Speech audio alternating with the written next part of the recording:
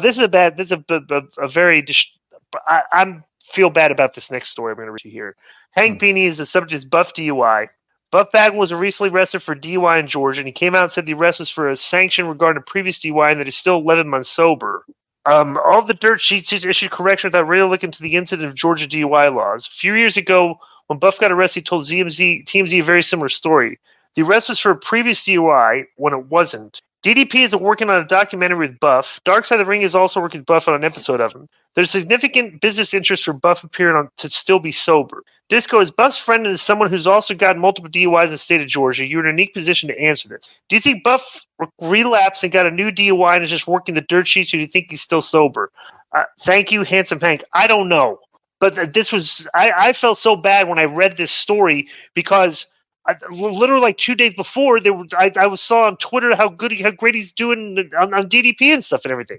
I was talking about being 11 months sober. Then this came out. I'm like, I don't know. When you have a problem when you've had substance abuse problems in the past, it's like if it's an ongoing thing. It's not a quick fix. I mean, 11 months sober, maybe okay, maybe he had a relapse. But if he's still 11 months sober, okay, cool, because all this matters is his life is all that matters, and continuing his life in a better way. People's opinions of this don't mean.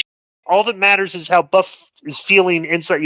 How this is affecting him, right? But I got you. Yeah, when I was 21.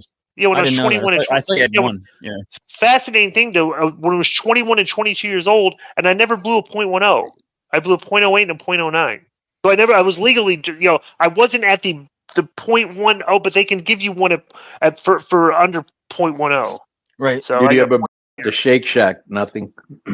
So here's the thing, that the last time I saw Buff was like 2 years ago, and if Shane Jacoby from Icon Autographs and Memorabilia, my boy in San Diego, if you have the audio of that, I would like to procure it for dissemination. Tremendous words, by the way, for this show.